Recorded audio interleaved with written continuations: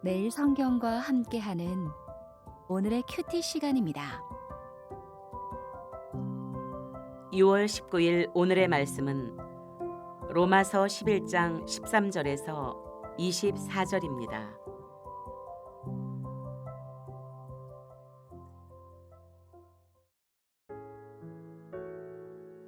내가 이방인인 너희에게 말하노라.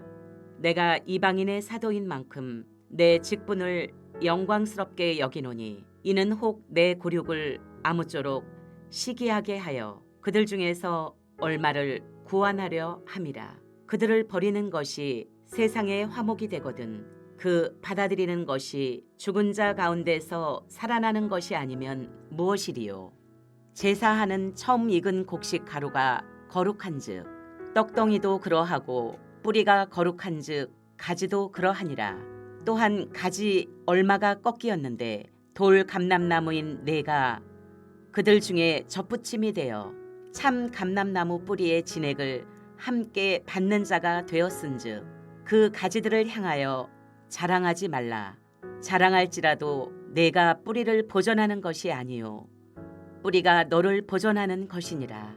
그러면 내 말이 가지들이 꺾인 것은 나로 접붙임을 받게 하려 함이라 하리니 옳도다.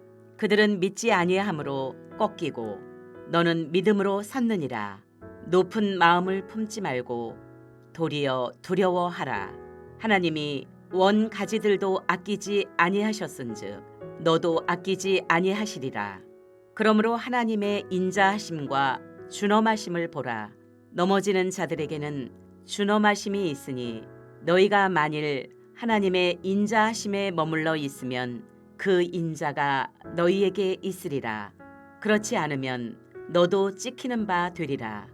그들도 믿지 아니하는데 머무르지 아니하면 접붙임을 받으리니 이는 그들을 접붙이실 능력이 하나님께 있음이라. 내가 원 돌감람 나무에서 찍힘을 받고 본성을 거슬러 좋은 감람나무에 접붙임을 받았으니 원 가지인 이 사람들이야 얼마나 더 자기 감람나무에 접붙이심을 받으랴. 오늘 함께 묵상할 말씀은 로마서 11장 13절에서 24절까지 말씀입니다. 사도 바울은 이방인의 사도였지만 자기 동족인 이스라엘을 잊을 수 없었고 그들이 돌아오기를 간절히 바랬습니다. 그래서 오늘 본문에서 사도 바울은 이방인 성도들에게 참 감람나무에 접붙임 받은 돌 감람나무 비유를 통해 그들이 교만하지 않고 겸손과 두려움으로 믿음 안에 머물 것을 당부하고 원가지에 해당하는 유대인들을 복음 전파의 대상으로 여겨주기를 바랍니다. 13절에서 14절을 먼저 보겠습니다. 이방인의 사도로서 부름받은 바울은 자신의 직분을 영광스럽게 여기고 그 일에 충성하였습니다. 그러나 이방인의 사도로서 역할을 감당하는 바울에게 그 사명과 관련된 또 다른 동기가 있었다고 말합니다. 그것은 14절에 내 권력을 아무쪼록 시기하게 하여 그들 중에서 얼마를 구원하려 함이라 라고 말하는 걸 통해서 드러납니다. 즉 이방인을 위한 사도직을 영광스럽게 충실히 수행하는 것이 유대인들에게 복음 증거를 위한 것이라고 말하고 있습니다. 그리고 15절에서 16절은 유대인들이 돌아옴으로 완성될 미래의 일들을 언급하는데 15절은 유대인들이 거절당함으로 세상의 화목이 실현됐다 말합니다. 여기서 세상은 이스라엘을 제외한 이방인들로 유대인들이 거절당함으로 이방인이 하나님께 돌아왔다면 이제 다시 유대인들이 받아들임으로 얻게 되는 것은 죽은 자들로부터의 생명을 얻는 것이 아니냐고 반문합니다. 바울이 이렇게 말하는 것은 이제 자연스럽게 유대인들에 대한 복음 증거의 사명이 그리스도를 믿고 새로운 하나님 백성이 된 이방인들에게 있음을 강조하는 것입니다. 특별히 16절부터 24절에는 이스라엘 농경사의 풍습을 비유로 유대인들의 회복에 대한 기대를 말합니다. 곡식가루와 떡덩이, 뿌리와 가지 비유를 통해 이방 사람이 된 우리의 위치를 설명합니다. 16절에서는 제사하는 처음 익은 곡식가루는 남은 자를 가리키고 있습니다. 그 다음 떡덩이는 아직 믿지 않고 있는 나머지 이스라엘을 가리킵니다. 뿌리는 족장들, 즉 아브라함과 이삭과 야곱 등을 가리키며 가지는 이스라엘을 가리킵니다. 바울이 말하는 것은 아직 믿지 않고 있는 나머지 이스라엘도 예수님을 받아들일 때 결국은 거룩하게 바쳐질 것이라는 것입니다. 그 이유는 아브라함과 이삭, 야곱에게 하나님이 주신 약속이 있기 때문입니다. 다시 말해 이스라엘의 뿌리인 이 족장들이 뽑히지 않았기 때문입니다. 그 뿌리에 아직 붙어있는 가지들도 결국은 거룩하게 될 것이라고 말하고 있습니다. 여기서 바울의 주장이 일관성이 드러나는데 그것은 그가 계속 하나님의 말씀이 실패하지 않았다고 말한다는 점입니다. 이스라엘을 하나님이 버리지 않았다는 증거로 첫 열매, 즉 남은 자가 있는데 그것을 보면 앞으로 어떤 열매들이 바쳐질지 알 수 있다는 것입니다.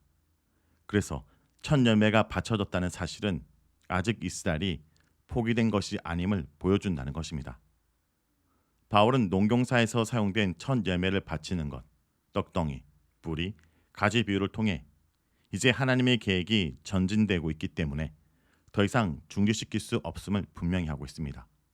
그리고 이어지는 이야기는 젖붙임에 대한 이야기인데 이방인인 우리는 원래 약속의 언약의 외인으로서 돌 감람나무에 불과했습니다. 이런 우리를 참 감람나무에 젖붙여 이스라엘이 간직해온 언약적 축복을 함께 받게 되었습니다.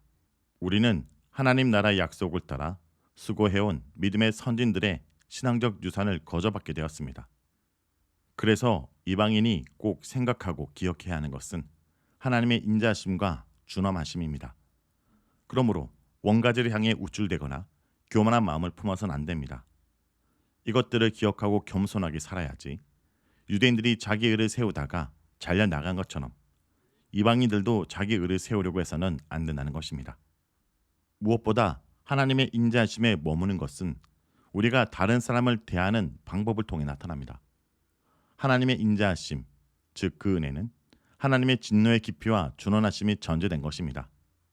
하나님의 진노를 잊어버리고 내가 받은 일방적인 은혜에만 집중하는 것은 그 은혜를 값싼 은혜로 만들어 버릴 수 있습니다.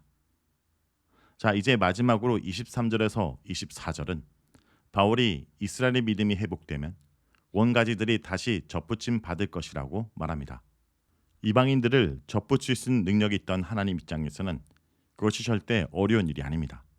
그러므로 우리는 하나님께서 회복의 능력을 가지고 계심을 잊어서는 안 됩니다. 하나님은 이스라엘을 넘어지게 하셨지만 완전히 버리신 것이 아니라 그들을 회복하실 것을 계획하셨습니다. 멀리 있던 이방인을 하나님 앞으로 나오게 하신 것에 비하면 넘어진 유대인들을 일으켜 하나님께 나오게 하는 것은 훨씬 더 쉬운 일입니다. 무엇보다 돌 감람나무인 나를 하나님의 백성인 참 감람나무에 젖붙이신 그 은혜를 잊지 말고 날마다 기억하며 감사해야 할 것입니다. 그러므로 우리는 이제 두려워함으로 복음 증거의 사명을 감당해야 합니다. 구원이 철저히 하나님의 은혜 때문임을 깨닫게 되면 교만과 자기의가 들어설 자리가 없습니다. 영적인 교만은 항상 틈을 타고 들어와 은혜를 잊게 만들고 다른 사람을 업신여기게 만듭니다. 유대인들이 버림받지 않았다면, 예수님께서 버림당하지 않으셨다면 우리의 구원은 애초부터 가능한 게 아니었습니다. 원가지인 유대인들이 교만과 불신으로 버림받았다면 젖붙임을 받은 가진 이방인들 또한 더욱 그럴까봐 두려워함으로 구원받은 우리의 자신의 위치를 자랑하는 것이 아니라 자신을 겸손히 낮추고 예수 그리스도의 십자가만을 자랑해야 할 것입니다. 성도 여러분, 혹시 우리는 자만하고 있지는 않습니까? 하나님을 알지 못하고 믿지 않는 세상들과 우리가 다르다고 은근히 무시하고 있지는 않습니까? 또 믿지 않는 자들과 어떠한 인간적 관계도 맺지 않은 채 믿는 자들끼리만 서로 밀어주고 땡겨주며 우리 주머니만 채우기 바쁜 것은 아닙니까? 그렇다면 젖붙임의 은혜를 제대로 이해하지 못한 것입니다. 하나님은 오히려 믿지 않는 그들을 섬기고 그들에게 힘이 되어주는 이웃이 되어 그리스도의 사랑을 온전히 전달하기 위해 우리를 예수 그리스도께 젖붙여 주신 것입니다. 오늘도 이 진리를 붙들고 실천하며 살아가는 주의 백성들이 되길 간절히 기도드립니다. 기도하겠습니다. 주님, 복음의 외인이었던 저희를 주님의 나라에 접붙여 주심을 감사드립니다. 주님을 떠난 인생, 망가진 인생도 이렇게 주님께서 손 내밀어 주시고 회복시켜 주셨음을 잊지 않길 원합니다. 그 은혜를 누린 자이기에 주님이 보내신 저의 삶의 자리에서 온전히 주님을 드러낼 수 있도록 나를 드러내지 않고 겸손히 섬기고 제 역할을 충실히 감당함으로써 주님을 전하는 인생이 되게 하여 주시옵소서. 구제불능이었던 우리 인생이 이렇게 주님께 접붙여 새 삶을 살게 된 것처럼 우리 주변에 무너지고 외면당해 메말라 죽어가고 있는 인생들에게도 주님께서 손 내밀어 주시고 그리스도께 접붙임 바 되어 그들의 인생에서도 생기가 돌고 소망의 새싹이 움틀 수 있도록 긍휼을 베풀어 주시옵소서. 예수님의 이름으로 기도드립니다. 아멘.